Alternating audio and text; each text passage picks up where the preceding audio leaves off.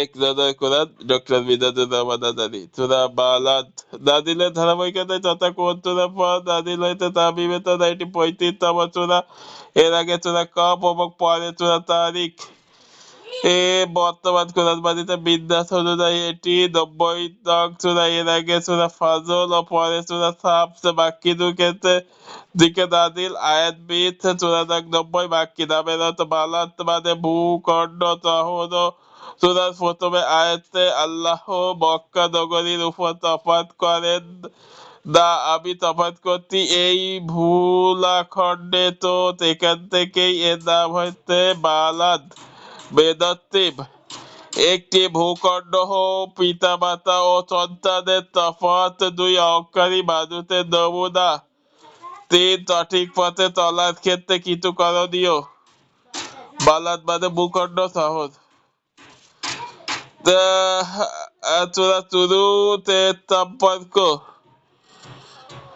সূরাটির শুরুতেই আল্লাহ তাআলা নিশ্চয়তা দিয়েছেন মানব জাতিকে দুনিয়ার বিপদাপদ ও কঠিন পরিস্থিতি সহ্য করার ক্ষমতা দিয়েই সৃষ্টি করা হয়েছে। তো যারা এই বিপদাপদ ও কঠিন পরিস্থিতিতে আল্লাহর হুকুমের উপর নিজেদেরকে অটল রাখতে পেরেছেন, তাদের পরিণতি কেমন হার দ্বারা নিজেদেরকে এতে অটল রাখতে ব্যর্থ হয়েছে, তাদের পরিণতি কি হইতেছে, এই আলোচনা এতে চূড়াটিতে থাকছে। এ সূরার সঙ্গে সম্পর্ক। এ সূরার আগে সূরা হলো সূরা ফাজর, যা শেষ হয়েছে আল্লাহর অনুগত অবিচল আত্মা অবস্থা বর্ণনা দিয়ে। আল্লাহ তার জন্য জান্নাত তৈরি করে রেখেছে, যার বর্ণনা দেওয়া হয়েছে কারণ এসেছে সম্মানিত সৃষ্টি। এরপর সূরা বালাদের শুরুতে উল্লেখিত করা হয়েছে দুনিয়ার সবচেয়ে সম্মানিত স্থান মক্কার কথা। সম্মানের দিক দিয়ে দুটোই সেরা। দুনিয়ার মানুষের সঠিক অবস্থান মর্যাদা ও ভূমিকা কি, সেসব বিষয় দিয়ে এই সূরাটিতে আলোচনা করা হয়েছে। মানুষের জন্য আল্লাহ দুটি পথ খুলে রেখেছেন, আর তার একটি পথ খুবই সহজ, ওদের কষ্টের প্রয়োজন নেই। শুধু পাহাড়ের ডাল বেয়ে গড়িয়ে পড়লেই হয়। সেই পথটি হলো অন্ধকার ও গুনাহের পথ, জীবনটাকে পুরোপুরি উপভোগ করার পথ। আরেক পথ হলো বিপদ কষ্টের কারা পাহাড়ি রাস্তার মতো প্রতিটি কদম দেখাতে দেখে শুনে ফেলতে হয়। আর এই পথটি হলো আল্লাহ অনুগত্যের পথ। তবে বাস্তবতা হলো সহজ পথ বেছে দেওয়া মানুষের স্বভাবজাত বৈশিষ্ট্য, তাইতে গুনাহের সহজ রাস্তা বেছে নেয়, কিন্তু কঠিন পথে চলার জন্য আল্লাহ ওকে কষ্ট সহ্য করে বানিয়েছেন। আমাদের সামনে রাসূলের জীবনকে মডেল হিসেবে সামনে রাখা হয়েছে, যেন দিনের পথে চলাটা অতটা কঠিন মনে না হয়। যারা কষ্ট করে আল্লাহ পথ আঁকড়ে থাকবে তাদেরকে তিনি মহাপুরস্কার দেবেন, আর যারা তা করবে না তাদের জন্য থাকবে কঠিন শাস্তি। সেগমেন্ট। মানুষকে আল্লাহ কষ্ট সহিষ্ণু করে বানিয়েছেন। মানুষের প্রকৃতি আর মানুষের গোপন খবর, মানুষের কোনো কাজ কি উদ্দেশ্য করতে, তা মনের গহীনে কি বোঝাপড়া চলতে, আল্লাহ সবকিছু ভালোভাবে জানেন। অনুগত করণীয় আল্লাহ তাআলা মানুষের অগণিত নিয়ামত বর্ষণ করেছে, তাই আল্লাহর প্রতি বান্দারও কিছু করণীয় আছে। সূরাতে এ বিষয়ে আলোচনা করা হয়েছে। ফজিলাত। সূরা বালাদ ও মুরসালাত সূরাগুলো অন্তর্ভুক্ত। নবী করিম সাল্লাল্লাহু আলাইহি ওয়াসাল্লাম বা মুরসালাত সূরাগুলোর মাধ্যমে আমাকে অন্য নবীর থেকে অধিক বর্ণনা দেওয়া হয়েছে। নবী সাল্লাল্লাহু আলাইহি ওয়াসাল্লাম বলেছেন, মুরসালাত সূরাগুলোর মাধ্যমে আমাকে অন্য নবীর থেকে অধিক বর্ণনা দেওয়া হয়েছে। এ কজ অফ ইফেক্ট। আল্লাহর অনুগত করার পাপ কাজ থেকে বিরত থাকা ও অন্যের প্রতি দয়ালু হতে মানুষকে উদ্বুদ্ধ করতে হবে।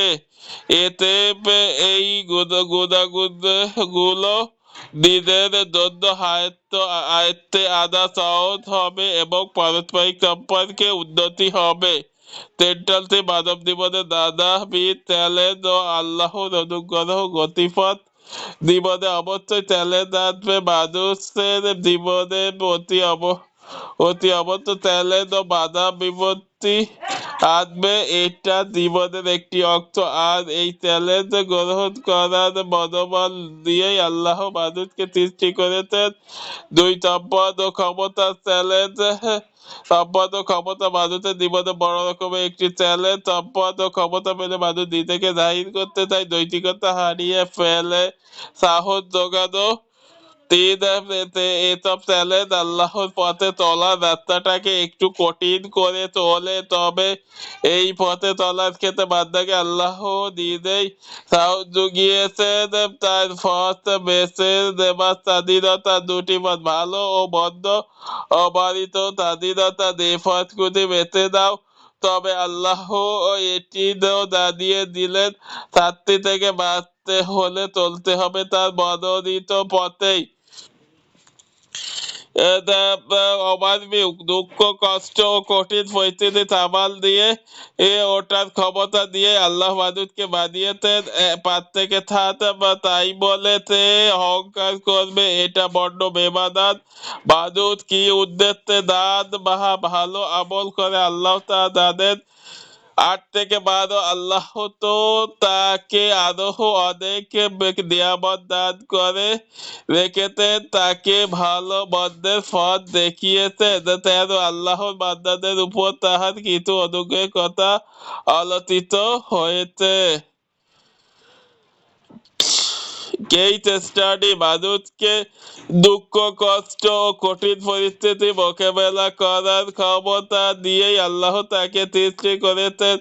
এছাড়া তার আয়াতে দাঁড়ানোর পর 5 আয়াতে আল্লাহ আমাদের সাবধান করে দিয়ে বললেন, তাই বলো, সে কি বলতে যে তার উপর ক্ষমতাবান কেউ নেই, অর্থাৎ মানুষকে দুঃখ কষ্টের ক্ষেত্রে সহনশীল করে তৈরি করা হলেও তাহার মধ্যে অবশ্যই কিছু সীমাবদ্ধতা রয়েছে। এই সীমাবদ্ধতাকে সে কোনোদিন টপকে যেতে পারবে না, সে কখনোই রোগ শোক থেকে দূরে থাকতে পারবে না। প্রিয়জন কিংবা নিজের মৃত্যুকে ঠেকিয়ে রাখা তার পক্ষে অসম্ভব। একদিন তাকে আল্লাহর সামনে হাজির হতে হবে। তাই দুনিয়ার বুকে সে যতই প্রাচুর্য বা ক্ষমতা অর্জন করুক না কেন, তাকে অবশ্যই হিসেবে মুখোমুখি হতে হবে।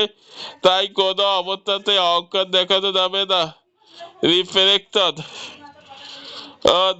যারা অলসতা করে উপার্জনের কষ্ট সহ্য করতে চাই না, তাদের জন্য এই চূড়া 4 আছে, তা ভাবনার ভিতরে যথেষ্ট আমি কোরাক যথেষ্ট ভাবনা করা খাতে আমি মানে আল্লাহ তাআলা ইরশাদ করতেছেন, আমি মানুষকে দুঃখ, কষ্ট, কঠিন পরিস্থিতি মোকাবিলা করবার ক্ষমতা দিয়েই সৃষ্টি করেছি। অর্থাৎ দুনিয়ায় শুধু আনন্দ উপভোগ করার জন্য মানুষকে সৃষ্টি করা হয়নি, বরং এ দুনিয়া হলো পরিশ্রম ও কঠিন পরিস্থিতি মোকাবেলা করার জায়গা। এগুলো অতিক্রম না করে কোনো মানুষ সামনে এগিয়ে যেতে পারে না।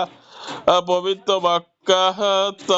মক্কা এর এক উৎকৃষ্ট উদাহরণ। ইব্রাহিম আলাইহিস সালাম এক সময় কঠোর পরিশ্রম করেছিলেন বলে আজ তাই পরিণত হয়েছে আরবের কেন্দ্রভূমিতে। তাহলে বেকার বসে থাকা সুযোগ কোথায়? ইয়াসটা কি কাজে ঝাঁপিয়ে পড়তে উদ্বুদ্ধ করে না? সে বলে, আমি তো প্রচুর সম্পদ খরচ করেছি। এই আয়াতে কাফির ও মুশরিকদের সম্পদ খরচ করার ক্ষেত্রে আল্লাহ তাআলা বলেন, আমি ধ্বংস করেছি শব্দ ব্যবহার আমি দগ্ধ করেছি, শব্দ ব্যবহার করেছে রাসূলে করত তফাৎ করত তাদের উপকারে বদলে বরং দগ্ধ ডেকে আনে প্রবৃত্তি ও আল্লাহর অবাধ্যতার কাজে খরচ করা মানেই নিজেদের দগ্ধ করা।